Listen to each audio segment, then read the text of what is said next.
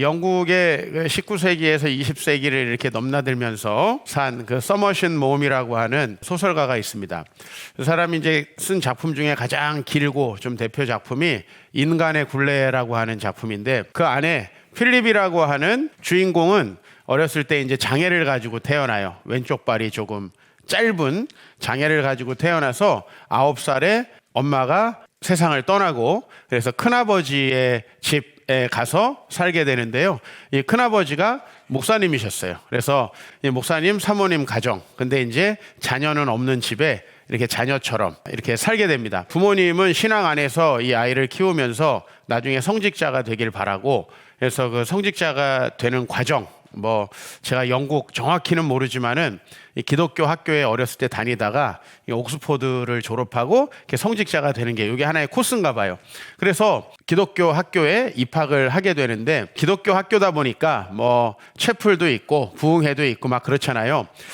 어느 날 이제 자기가 학교에 들어가서 놀림도 많이 받고 다리가 이제 짧다고 친구들에게 이렇게 따돌림도 당하는 가운데에 어느 목사님께서 오셔가지고 이 마태복음 21장 본문을 가지고 말씀을 전합니다. 그 말씀이 이거예요. 예수께서 대답하여 이르시되 내가 진실로 너희에게 이르노니 만일 너희가 믿음이 있고 의심하지 아니하면 이 무화과 나무에게 된 이런 일만 할 뿐 아니라 인산들어 들려 바다에 던지라 하여도 될 것이요 너희가 기도할 때 무엇이든지 믿고 구하는 것은 다 받으리라 하시니라. 이제 이 말씀, 은혜를 받았어요. 쉽게 말하면. 그러니까 자기의 이 장애가 고쳐질 수 있겠구나라는 확신을 갖게 됩니다. 그래서 확실하게 믿고 기도하면은 다 이루어지느냐고 목사님인 큰아버지에게 이제 와서 방학 때 물어보게 돼요. 그랬더니 하나님이 은혜 주시면 무엇이든지 가능하지. 그래서 이제 그 짧은 방학 동안에 내가 이 다리를 고치고 학교에 가서 놀림도 받지 않고 친구들이랑 운동도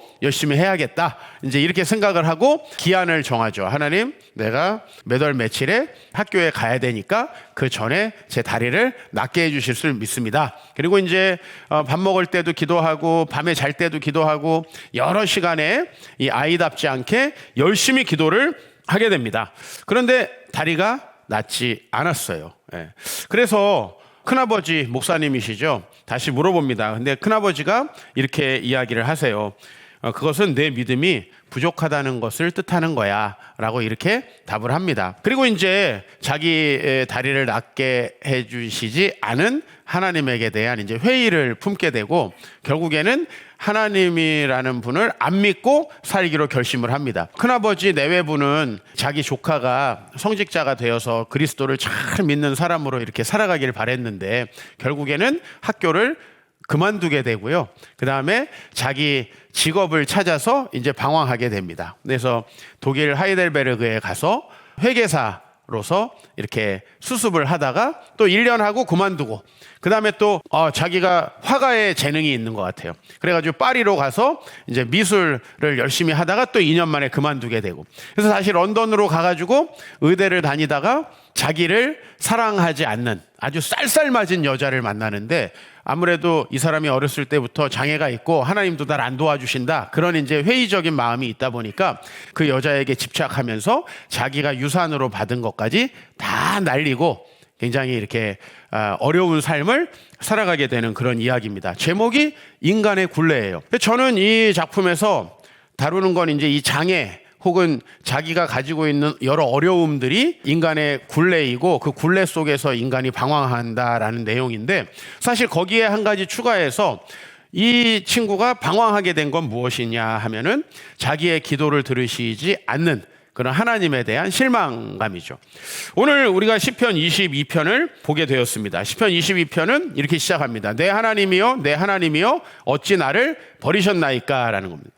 이 시편의 기자는 믿음이 대단히 좋았던 것 같아요. 왜냐하면 오늘 어찌 나를 멀리하여 돕지 아니하시오며 내 신음소리를 듣지 아니하십니까? 2절 말씀 보면 내 하나님이여 내가 낮에도 부르짖고 밤에도 잠잠하지 아니하오나 응답하지 아니하시나이다. 우리가 조금 전에 봤던 그 소설의 주인공인 필립이 만약에 하나님 앞에 그 믿음을 가지고 열심히 기도하지 않았다면은 그냥 미적지근한 신앙으로 머무르지 않았을까 싶어요. 미적지근한 신앙. 그냥 어차피 하나님께 큰 기대도 안 하고 어차피 나을 기대도 안 하고 뭐 하나님도 안 도와주시고 하니까 정합성이 있죠. 여러분들이 신앙생활 열심히 안 하고 아유 내가 봐도 하나님이 날 안 도와주실 것 같아. 근데 하나님 안 도와주셔. 뭐 논리적으로 힘든 게 있나요?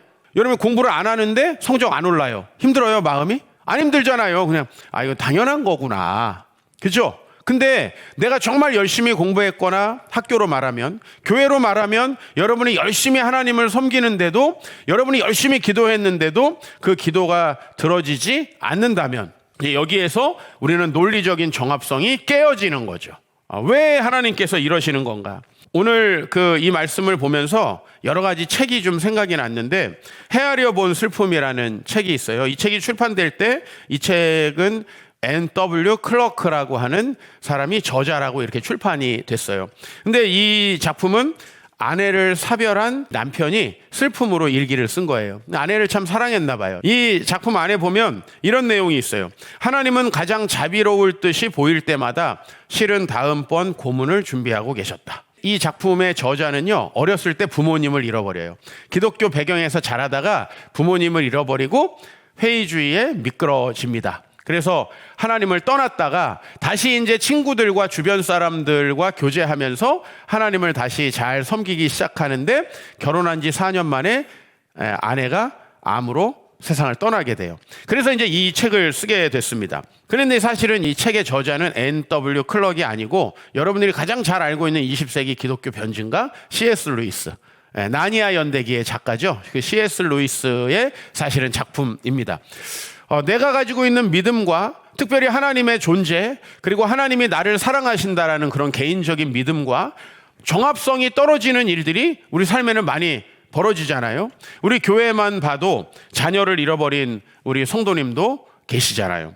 또 여러 가지 질병으로 고통당하는 분도 계십니다. 또 가족들의 장애 문제로 고통당하고 배우자를 일본에 올려놓고 배우자 예수 믿게 해달라 그랬는데 지금 10년째 여전히 응답되지 않는 그런 가슴 아픈 기도 제목을 가지고 계신 성도님들도 제법 많이 있습니다.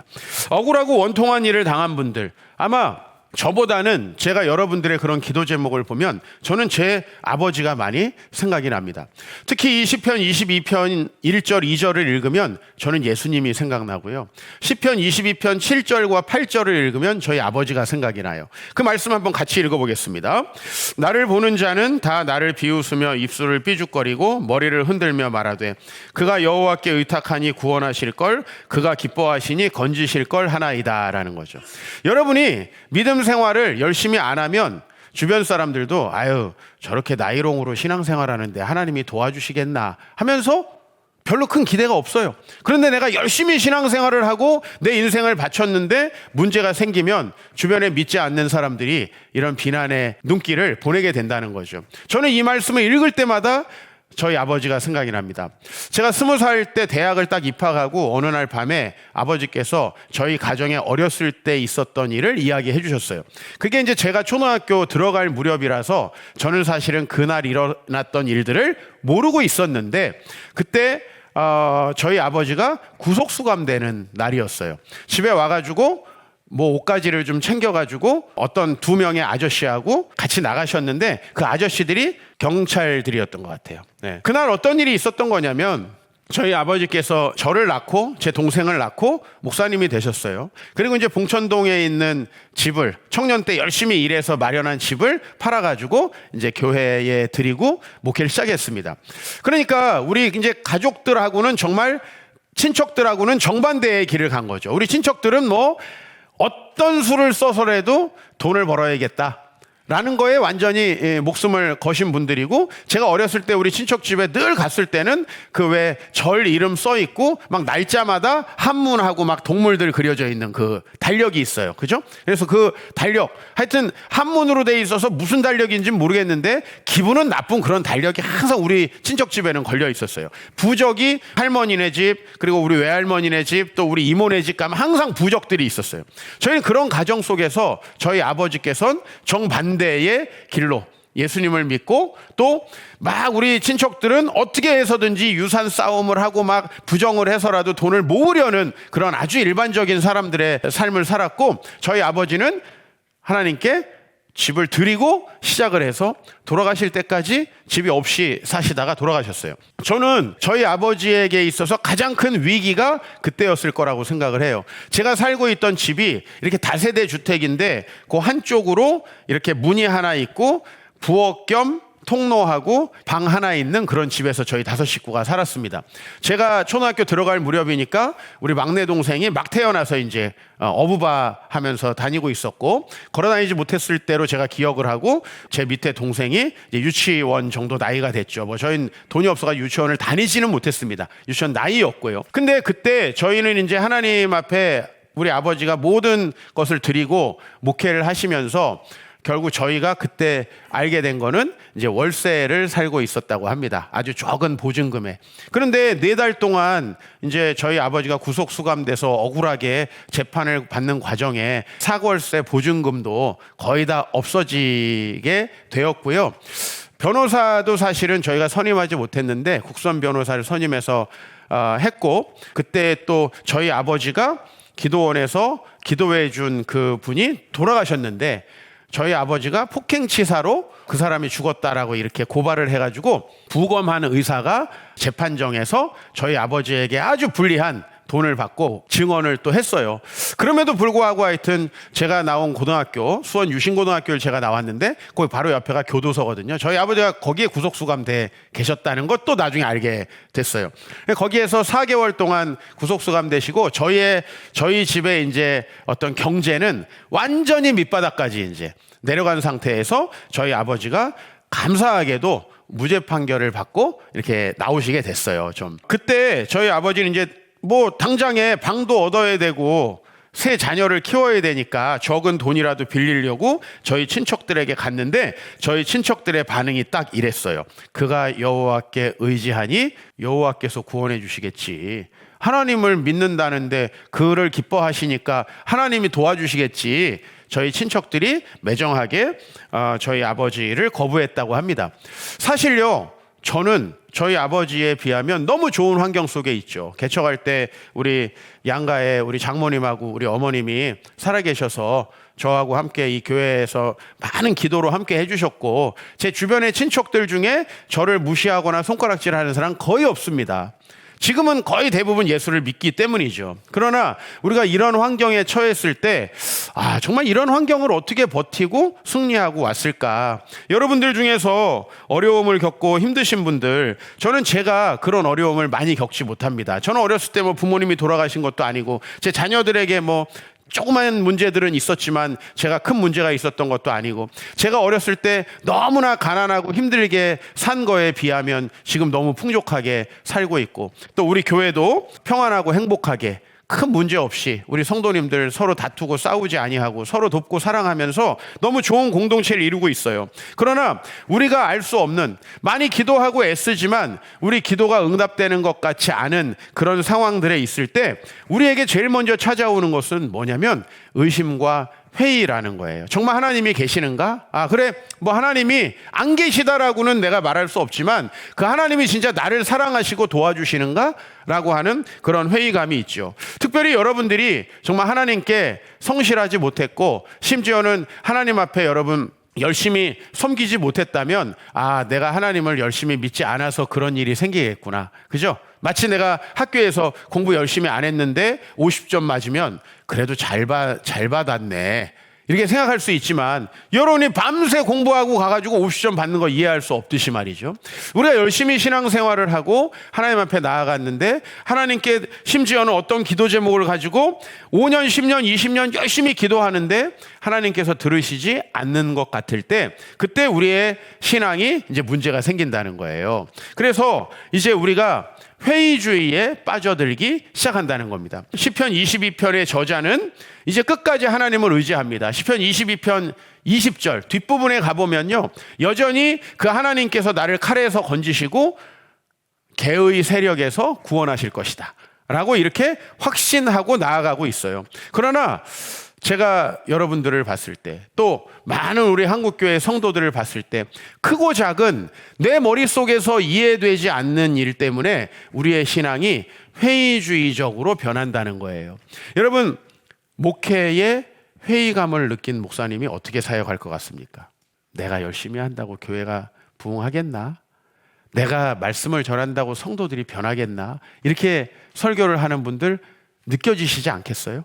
그죠? 그렇게 목회하시는 분들, 학교에 다니는데 내가 공부한다고 무슨 성적이 오르겠어? 라고 생각하시는 분들, 여러분 어떻게 하겠어요? 벌써 그 태도가 다릅니다. 성실하게 몸은 와 있을 수 있어요. 그러나 느낄 수 있습니다. 열정이 없고 헌신이 없습니다. 그죠? 공부에 헌신이 없습니다. 학교 다니는 사람으로 말하면. 목회자도 내가 목회를 해서 뭔가 하나님께서 영광 받으실 거라시라는 그런 확신이 없으면 이거 뭐 하는 둥 마는 둥 하는, 그거 여러분 느낄 수 있지 않겠어요? 저도 여러분들 가운데에 이 회의주의가 깊이 자리 잡고 있다는 것을 느끼게 됩니다. 왜냐하면 이렇게 회의주의에 빠져 있는 사람은요, 자기가 인식할 수도 있고 인식하지 못할 수도 있습니다만은 무슨 일을 해도 열정이 없습니다. 여러분, 부부 사이에 회의주의에 빠진 사람들 어때요? 이제는 남편이 늦게 들어오건 말건 감정 자체가 없어집니다. 뒤지건 말건 큰 상관이 없어집니다. 그죠? 자녀들에게 소망을 이제 잃어버린 사람들, 아유, 살아있기만 하면 되지 뭐, 건강하게만 자라면 되지 뭐. 근데 우리가요, 그런 식으로 하나님 앞에 신앙생활 하는 사람이 너무 많다는 거죠. 그죠? 예, 뭐 내가 열심히 한다고 뭐 달라져? 이런 분들은 그저 교회에 딱 예의 차리는 정도만 교회 생활 하는 거예요. 딱 예의 차리는 정도로. 동호회 나가려면 이 정도 수준은 돼야지. 여러분, 이런 회의주의로 우리가 멍들어 있고 우리가 실망하고 있다는 거예요. 여러분들이 한때 어렸을 때 열심히 다니던 교회에서 불미스러운 일이 있었다. 여러분, 그런 것들이 여러분 마음속에 아마 자리 잡고 있을 거예요. 개인적으로 아까 제가 필립이라고 하는 그 서머신 몸의 작품의 주인공을 얘기했지만, 왜 내 기도를 들으시지 않는가? 왜 내 자녀를 고쳐주시지 않는가? 왜 우리 부모님 어렸을 때 데려가셨는가? 왜 내 배우자는 변화되지 않는가? 이런 여러 가지 우리 안에 응답되지 않은 기도들 때문에 우리는 이제 확신을 잃어버리고 회의주의 속에서 신앙생활을 하고 있는데, 우리 교회에서도 그런 분들을 제법 많이 만날 수 있다는 거죠. 예의상 내가 그저 할 수 있는 최소한의 것들은 한다, 이런 식으로 신앙생활을 한다면 너무 불행하죠. 주님이 우리 운명을 주고 계신 분이고 이 세상을 창조하고 지금도 다스리시는 분인데 우리가 그런 회의주의에 빠져 있으면 얼마나 불행하겠습니까? 저는 요셉이라는 인물이 말씀을 준비하면서 또 더더욱이나 좀 크게 다가왔어요. 창세기 39장 20절에 보면 요셉의 주인이 그를 잡아 옥에 가뒀다라는 말씀이 나옵니다. 이게 뭐냐면요, 요셉이 어렸을 때 뭐 말실수도 좀 하고 부모님이 자기를 차별 대우해 줬는데 형들이 여러 가지로 자기를 증오했기 때문에 팔아 넘겼습니다. 여기까지는 논리적으로 받아들일 수 있어요. 그죠? 왜? 내가 형들에게 잘못했고, 그죠? 형들도 그 가정 배경상 4명의 엄마에게서 태어난 10명의 형들이 나를 미워하기가 쉬운 환경에 있습니다. 그렇기 때문에 여기서 내가 잘못한 게 있었지. 요셉은요, 왜 나를 이렇게 어려운 일을 주셨나? 미끄러지지 않았어요. 그래, 내가 잘못한 부분도 있다. 열심히 보디발의 집에서 살았습니다. 그러나 너무나 정직하고 열심히 일했던 나를 믿어주지 않고 나를 강간범으로 몰아가지고 옥에다 집어넣은 이 사건에 대해서는 이해할 수 없었을 것입니다. 그리고 더더욱이나 하나님은 뭘 하시길래 나를 지켜주지 않고 이렇게 억울하게 나를 감옥에다가 들어가도록 놔두셨을까? 이 생각을 하면 요셉은 여기서 분명히 미끄러져 버리기가 쉽다는 거죠. 그죠? 교회를 어떻게 다닌다고요? 그냥 예의를 차리는 정도 다녀준다고요. 다니는 게 아니고 이건 다녀준다라고 하는 게 맞는 것 같아요. 그죠?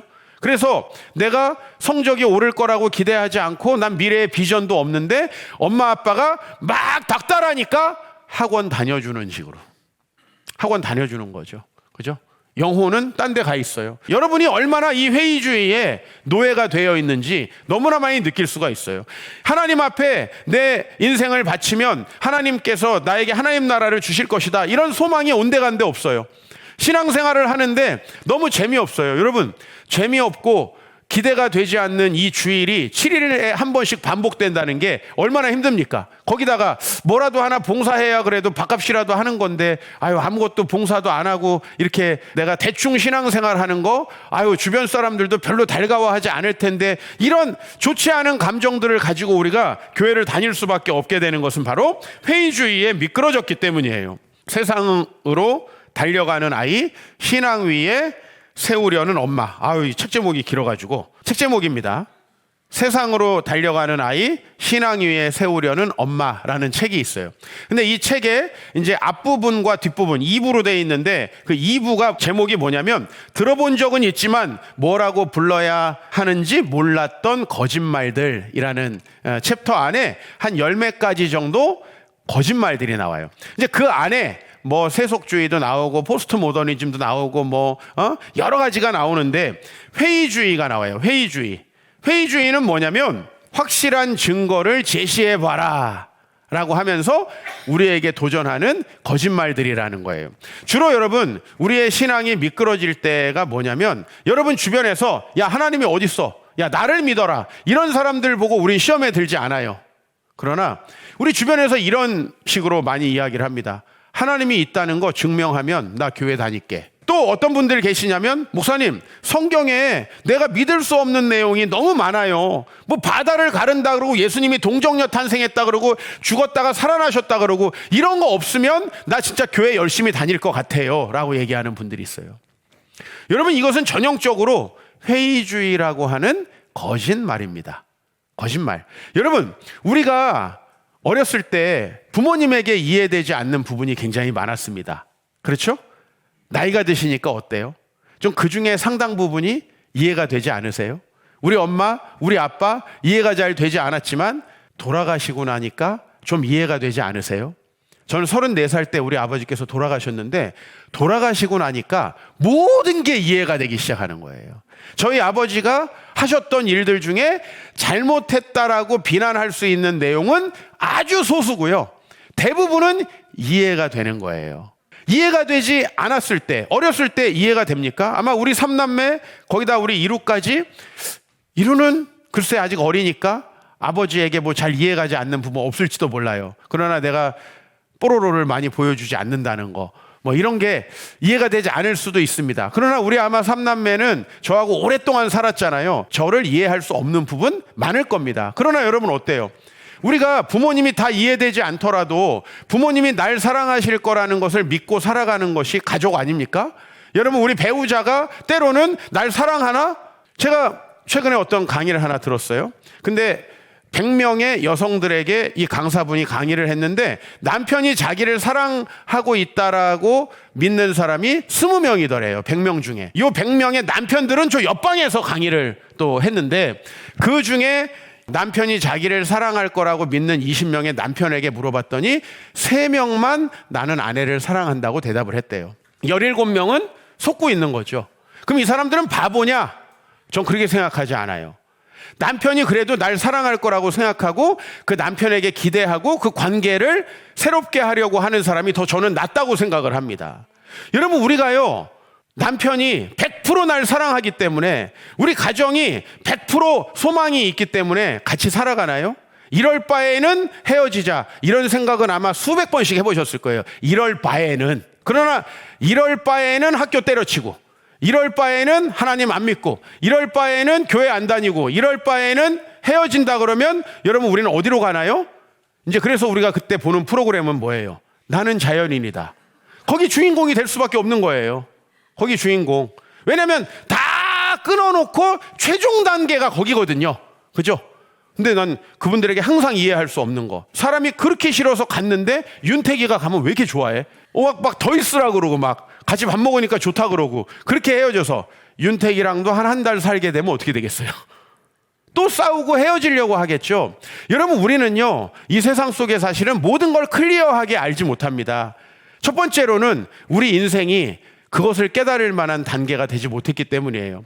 고대에 정말 오래전에 동양의 가장 지혜롭다고 하는 공자가 우리 사람들의 나이에 이름을 붙였잖아요. 50살이 됐을 때 이제 조금 하늘의 뜻을 깨닫는다, 지천명이라고 붙였잖아요. 우리가 어느 정도 나이가 되고 어느 정도 경험이 쌓일 때까지는 이해할 수 없는 부분들이 여전히 많이 있습니다. 내가 이해할 수 없다고 해서 학교 때려치고, 내가 이해할 수 없다고 해서 가출하고, 내가 좀 이해가 안 된다 그래서 관계를 끊어버리면 나중에 우리는 자연인이 될 수밖에 없죠. 그게 우리가 올바른 삶이라고 할 수 있을까요?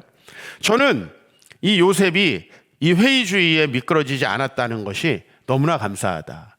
반대로 한번 물어봅시다. 회의주의는 확실한 증거를 제시해 보라고 하는데, 여러분이 신앙생활을 열심히 하지 않는 이유, 내가 마음속이 냉랭하고 냉담한 이유가 뭘까요? 교회에 와가지고 공동체원들을 봐도 그렇게 반갑지 않고, 아유 내가 정말 서로 한 가족이 돼서 이 사람들하고 공동체를 이루어서 좋은 교회를 이루고 행복하게 살아가야겠다, 이것보다는 아유 오늘도 교회 가서 그냥 빨리 예배드리고 가야 되겠다, 아유 괜히 뭐 얘기 섞으면 괜히 속만 상하고, 왜 우리 이렇게 항상 약간은 뭔가 이렇게 뾰루퉁하고, 하나님의 말씀을 들으면 그 말씀대로 열심히 해야겠다 생각보다는, 목사님 자기는 다 하고 있나?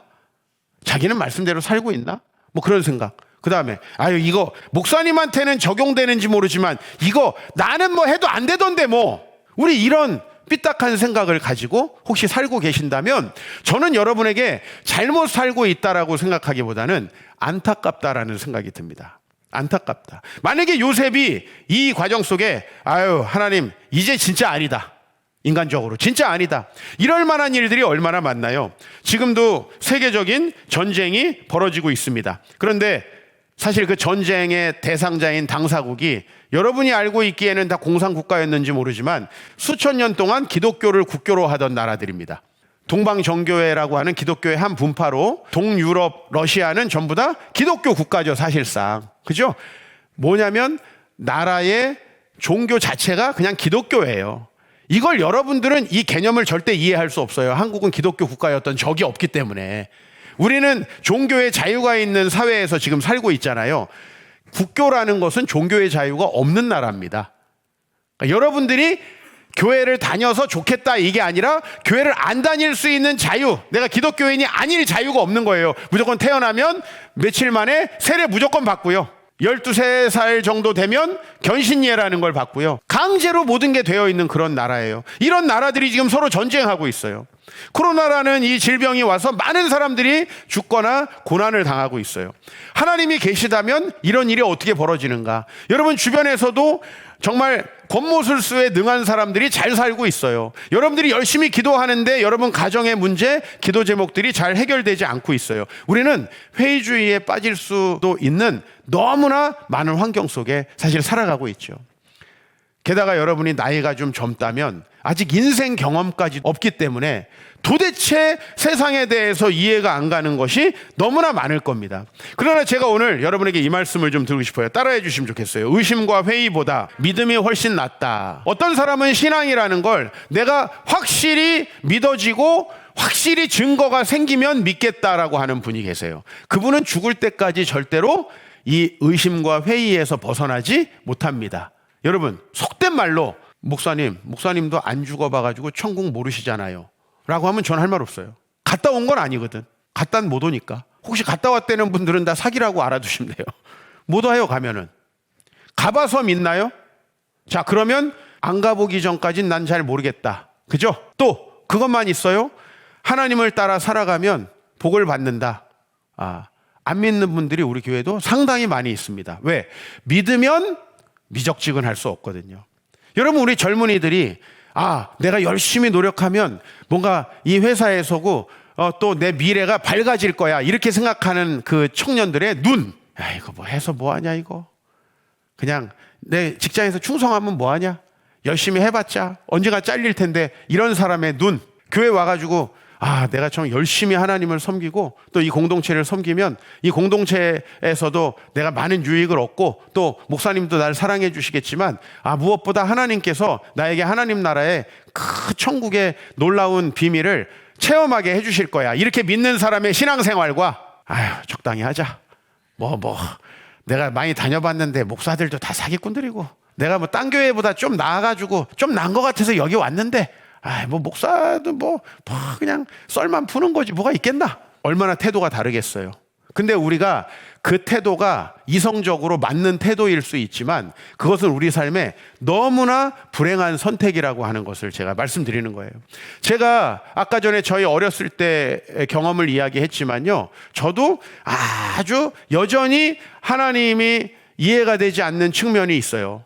어떻게 우리가 다 이해가 되겠습니까? 그죠? 여전히 우리가 죽음이라는 걸 생각하면 내가 천국을 가르치는 사람이긴 하지만 내가 죽을 때 어떻게 될까? 죽음 이후에 천국이라는 곳은 어떤 곳일까? 가본 곳이 아니니까 막연한 두려움도 있는 것이 사실입니다. 그러나 그렇기 때문에 안 가봤으니까 없을 거야. 하나님께서 나를 축복해 주시는 걸 난 경험한 적이 없어. 하나님은 그렇게 좋은 하나님이 아닐 거야 라고 단정하는 건 얼마나 좋지 않은 태도인가라고 하는 거예요. 왜냐하면 우리가 이 기독교 신앙을 완벽하게 이해하고 내가 모든 걸 체험했을 때 내가 하나님 앞에 신실하게 신앙생활을 하겠다고 하시는 분들은 절대 죽을 때까지 신실하게 할 수 없어요. 왜? 그런 회의주의적인 태도는 절대 순종할 수 없거든요, 하나님께. 회의주의적인 태도를 가지고는 절대 열심히 공부할 수 없다는 얘기예요. 내가 이 선생님한테 배워서 뭐가 되겠나. 선생님도 잘 모르는 것 같은데 그런 태도를 가지고 선생님 만나는데 성적이 오를 수 없듯이 회의주의적인 태도는 뭐랑 똑같냐면 우리는요, 믿음이라는 토대 위에 서서 사는 거예요. 여러분이 하나님을 믿는 절대적인 믿음이 없다면요, 무신론자들이 우리에게 펼쳐놓은 회의주의라는 걸 믿고 사는 거예요. 어차피 우리는요, 믿음 안에서 사는 거예요. 김상욱이라는 과학자가 있습니다. 그죠? 그 김상욱이라는 과학자는 철저한 무신론자예요. 그런데 이 무신론자가 이렇게 얘기를 하는 거예요. 어느 방송에서 우리 인간이 존엄하다, 우리 인간이 다른 동물들보다 가치 있다라는 건 자기가 수백 년, 수천 년을 과학사를 연구하고 지금 자기가 연구하는 과학으로는 입증할 수 없는 거라는 거예요. 인간이 왜 짐승들보다 위대하죠?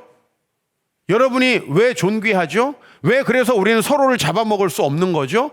이거를 확고하게 우리가 믿을 때까지 서로를 잡아먹기로 합시다. 이게 말이 됩니까? 그게 아니죠. 왜 우리는 존엄한가에 대해서 이유를 찾아야죠. 서로 존중하면서. 그 근거가 종교라는 거예요. 이 사람 무신론자거든요. 근데 종교를 절대 무시할 수 없다라는 거예요. 왜? 자기가 과학으로는 입증할 수 없는 가치의 문제, 우리 인생의 문제, 이거는 도대체 자기 과학으로 입증할 수 없지만 너무 중요한 문제라는 거죠. 여러분, 우리가 달나라에 가는 것보다 훨씬 중요한 게 여러분 한 사람 한 사람이 의미 있고 가치 있는 사람이다라고 하는 거죠. 이게 훨씬 더 중요하지 않아요? 그거를 입증할 때까지 우린 개돼지야, 대충 막 살자 이러다가 89세 때쯤 깨달았다. 막 살다가 무슨 의미가 있습니까? 하나님이 뭘 있어? 대충 살아. 윤리고 무슨 하나님 나라고 말씀이고 무슨 다 필요 없고 내 맘대로 살아. 근데 한 101살 때쯤 깨달아졌어. 요새 아이들은 보험 110세까지 보장되더라고. 한 101살 때쯤, 우리 지금 태어나는 아이들, 이거 얼마나 불행합니까? 회의주의라고 하는 것은 여러분에게 가장 좋지 않은 선택이라는 거예요. 저는 충분히 이해합니다. 여러분들을 바라볼 때 때로는 우리 아버지의 삶에서 겪었던 그런 고난을 1세대로 겪고 있구나, 이런 분들도 많이 있습니다. 참 왜 그런지 모르지만 열심히 기도하시는데 참 안 들어주시는 것 같다라는 안타까움이 제 안에도 있습니다. 특히 여러분들의 그런 안타까움을 보면 참 너무나 괴롭습니다. 그러나 괴로움을 토로하면서도요, 시편 22편의 기자는 결코 회의주의에 머물지 않는다는 것이고, 그 시편 22편은 우리에게 너무 의미 있는 시편입니다. 왜냐하면 예수님께서 십자가에 달리셨을 때 이렇게 말씀하셨습니다. 예수께서 크게 소리질러 이르시되 엘리 엘리 라마 사박다니라고 했어요. 이 엘리 엘리 라마 사박다니를 번역하면 무슨 뜻이냐면 나의 하나님 어찌하여 나를 버리셨나이까. 하나님이 하시는 일들을 다 이해하고 온전히 알기 때문에 순종하는 것이 아니라 그 하나님의 절대적인 뜻이 옳을 것이고 그분이 온전히 선할 것이라는 것을 믿고 예수님도 십자가에 달리셨어요. 시편 22편의 그 고백, 여러분들이 하나님 왜 나는 낮에도 부르짖고 밤에도 부르짖고 기도하는데 하나님 내 기도를 듣지 않으셨습니까? 라는 이 시편 기자의 기도를 예수님께서 십자가에서 이야기하셨다는 것이죠. 이렇게 회의주의에 미끄러지지 않기 위해서 예수님이 하신 것은 무엇이냐 하면 바로 하루 전에 겟세마네라는 곳에 가셨죠. 예수께서 제자들과 함께 겟세마네라고 하는 곳에 이르러, 좀 언덕이라고 합니다. 거기서 하나님께 뭐라고 기도하셨냐면 내 아버지여 만일 할만하시거든 이 잔을 내게서 지나가게 하옵소서. 무슨 말이에요? 왜 꼭 이런 방식으로 해야 됩니까? 라고 하는 것이죠. 그러나 나의 원대로 마시옵고 아버지의 원대로 하옵소서. 모든 것이 이해가 되니까요. 이건 우리의 지성에 엄청난 한계가 있어요. 여러분들이 성경이 다 이해가 되고 목사님의 뜻이 다 이해가 돼서 우리 교회가 하는 일이 100% 이해가 돼서 난 그때 순종하겠다. 아마 그때쯤 하늘나라 갈 때가 올 겁니다. 100% 순종하고 믿는 건 없어요. 저도 모든 걸 알기 때문에 하나님이 내 미래의 청사진을 다 그려주셨기 때문에 하루하루를 열심히 사는 게 아니고요. 이 하루하루를 주님 앞에서 열심히 살다 보면 하나님께서 내가 생각한 것을 초월한 가장 좋은 것을 주실 거라고 믿기 때문이에요. 내가 그런데 그럼 왜 회의주의에 빠지는 것을 스스로 거부하느냐면요. 회의주의에 딱 빠지는 순간 저는 목회를 어떻게 하겠어요? 여러분이 불쌍한 게 아니라 여러분은 딴 데 가시면 되죠. 제가 얼마나 불쌍해요. 예? 아이고 우리 남편 어차피 안 변할 건데 죽든지 말든지 상관하지 말자. 그때부터 어때요? 안 들어와도 화가 안 나. 좋아요? 득도한 건가요? 이런 회의주의. 어차피 안 변할 거야. 하나님, 우리 남편 변화시켜 주시겠어? 우리 와이프 변하겠어? 내가 강제구 소령처럼 품고 죽자. 다른 사람 만났으면 다른 사람이 엄청 고생했을 텐데 내가 죽자. 이게 십자가다. 이런 분들이 엄청 많으세요. 좋아요? 예? 여러분이 회의주의가 가장 좋지 않은 태도라는 거예요. 그래서 사탄은 여러분에게 믿지 말라고 얘기 안 합니다. 야, 하나님 없어. 이렇게 얘기 안 해요. 뭐라고 얘기해요? 야, 하나님 너에게 크게 관심이 없으실걸? 보아하니까 뭐 우리 남편도 관심 없고 뭐 선생님도 관심 없고 목사님도 관심 없는 것 같은데 하나님 당연하지 뭐. 하늘에 계신 분이 뭐 이 수많은 군상들을 살펴야 되는데 나 같은 놈한테 관심이 있어 보이나 생각하면 정말 나밖에 없어 보이죠. 그런 분들의 최종 선택은 어디다? 자연인이다. 산에 가야 자연인이 아니에요. 그냥 혼자 살아가는 거예요. 자기만의 회의주의에 빠져서. 이거 너무 안타깝죠. 그렇죠?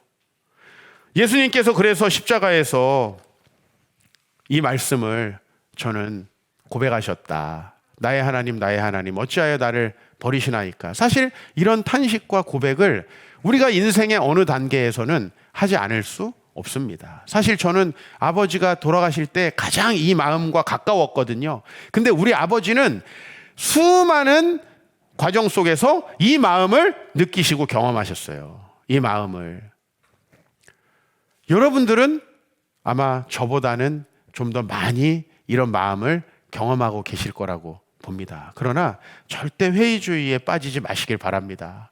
아까 전에 헤아려 본 슬픔, 아내를 사별하면서 쓴 일기를 썼던 C.S. 루이스가 우리가 얼굴을 찾을 때까지라고 하는 책을 썼습니다. 그 책 안에 이렇게 답을 제시하고 있어요. 주여, 이제는 당신이 왜 대답지 않으셨는지 압니다. 당신 자신이 대답이십니다. 모든 질문은 당신의 얼굴 앞에서 사라져 버립니다. 회의주의에 미끄러질 뻔하고 너무나 인생에 굴곡이 많고 고통스러운 삶을 살았던 C.S. 루이스는 하나님을 벗어나서 무의미한 인생을 산 게 아니라 20세기에 회의주의에 빠질 뻔한 수많은 사람들을 살려내는 사람이 됐습니다. 그래서 우리가 20세기의 최고의 변진가 하면은 C.S. 루이스를 꼽는 거예요. 이 사람이 기독교를 살렸다고 할 정도로. 너무나 고통스러웠지만 하나님 없어 라고 하는 게 아니라 끝까지 답을 찾아보니까 누가 답이었다는 거죠? 하나님이 답이었다는 거예요. 내가 기도한 대로 그 기도의 제목 문자적으로 이루어지지 않는 필립과 같은 그런 인생이 되게 많을 겁니다. 그죠? 우리는 내 장애를 고쳐주십시오. 내 가난을 치유해 주십시오. 나에게 지금 닥친 이런 자녀의 문제들을 해결해 주십시오라고 기도할 것이고, 저도 여러분들을 위해 기도할 것이고, 그런 역사들이 때때로는 일어나지만 결국 우리가 이 땅에서 그 모든 하나님 나라가 완성되지 않는다는 것을 우리가 알지 않습니까? 여러분, 그렇기 때문에 이 세상에서 이해되지 않은 문제 때문에 하나님을 포기하지 마시길 바랍니다. 아, 목사님, 하나님 포기 안 하고 교회 오셨다고요? 아니에요. 우리 중에 상당수가 하나님을 포기했어요. 그래서 더 이상 기도하지 않고, 더 이상 하나님께 매달리지 않고, 더 이상 하나님의 말씀에 순종하지 않는 그런 냉담한 태도. 내가 남편하고 살고 있다고 부부예요? 살고 있다고? 살 수밖에 없어서 사는 그런 태도로 내가 교회를 다닐 수밖에 없으니까 교회 생활을 하는 분들이 너무 많은 거죠. 저도 다 이해가 돼서 믿는 건 아닙니다. 그리고 제가 이제 60이 되면, 70이 되면 조금 더 이해가 되겠죠. 저희 아버지가 어렸을 때 이해되지 않는 측면이 많았습니다. 왜 이렇게 힘들고 어렵게 사시는가? 왜 친척들한테 손가락질 받으면서 이 길을 가셔야 되는가? 그리고 왜 그런 길을 가는 우리 아버지가 제일 우리 친척들 중에 가난할까? 난 사실 그거에 대해서 내가 피해를 보기 때문에 이런 생각을 한 건 아니에요. 전 내가 가난하다고 막 절망에 빠질 정도로 그 정도로 제 마음이 약하진 않더라고요. 그러나 저희 아버지를 봤을 때 이 시편 말씀이 늘 생각이 나는 거죠. 그리고 또 여러분이 생각이 납니다. 진짜 안타까운 건 기도에 응답받지 못했다는 것이 아니고, 그래서 하나님을 포기해버린다는 거죠. 하나님이 가라고 하는 인생길을 가지 않는다는 거죠. 그래서 서머신 몸의 작품의 이 필립이라고 하는 사람은 정말 많은 시간 동안 자기 스스로가 인생의 길을 찾으려고 방황하고 정말 많은 것들을 잃어버립니다. 재산도 잃어버리고 시간도 허비하고 많은 시간을 헛된 삶을 살아가게 되거든요. 여러분, 다 이해돼서 믿는 건 아니에요. 신앙은 믿을 때부터 이해되기 시작되는 거예요. 신앙생활 한 1, 2년 하신 분들 다 이해돼서 믿는 거 아니거든요. 여러분들보다 신앙생활 먼저 하고 저처럼 뱃속에서부터 신앙생활에서 50년 이상을 목회자의 가정에서 자라서 그중에 절반 이상을 목회하고 있는 저도 다 이해가 되는 것은 아니다라는 거예요. 그러나 이해되지 않기 때문에 이해될 때까지 하나님께 순종하지 않으면 우리 삶은 매우 불행해질 수밖에 없다. 그렇죠? 그래서 여러분들, 회의주의는 사실상 무신론이에요. 하나님이 나를 바꾸실 수 있고 하나님이 내 인생을 축복하실 거라는 믿음이 여러분 안에 뜨겁게 존재하지 않으면 그건 무신론과 다름없어요. 사탄이 여러분에게 요구하는 건 그거거든요. 그래서 동일하게 C.S. 루이스가 쓴 스크루테이프의 편지에 보면은 사탄의 전략이 나와요. 교회는 다니게 하되 성경 공부는 하지 못하게 하라. 대빵 마귀가 조카 마귀에게 지령을 보내는 내용이 이 스크루테이프의 편지거든요. 근데 교회까지 못 다니게 하면 그거는 잘 안 된다. 성경 공부하지 못하게 해라.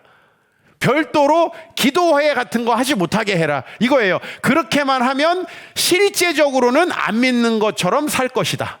사단이 엄청 똑똑합니다. 우리 마음이 그렇게 냉담해져 있는 거예요. 그리고 이게 시간이 오래 가면요, 어떤 생각이 드는지 아세요? 막 예수 믿어서 열심히 하는 사람들을 보면은 너네도 나처럼 될 거야. 막 목사님과 성경 공부하는, 나도 많이 해봤는데 별거 없어. 너무 불쌍한 태도 아니에요? 다른 사람들까지 죽이는 태도 아니에요? 근데 실제로 그렇게 말을 안 하지만 실제로 그렇게 살아가는 성도님들이 저는 좀 안타까워요. 저희 아버지는 감옥에도 무고하게 가셨고 일평생 엄청나게 가난하게 사셨고요. 아무 본인 이름으로 등기된 것 없이 세상을 떠나셨어요. 그래도 저는 저희 아버지의 삶이 다 이해가 되고요. 받아들일만 했고요. 지금 이제 저도 지천명을 넘긴 나이에 충분히 이해가 될 뿐만 아니라 제가 아직 이해되지 않는 것은 앞으로 제가 나이가 들어가면서 이해할 수 있게 하나님께서 해주실 거라고 봐요. 그리고 제가 이 땅에서 다 이해할 수 없는 것은 저 천국에서 주님을 만날 때에 다 이해가 될 줄 믿습니다. 주님 자신이 대답이십니다. 여러분의 그 지성으로 모든 걸 이해하고 믿으려고 하지 마시고 그분을 믿고 우리 순종함으로 나아가면 좋겠습니다.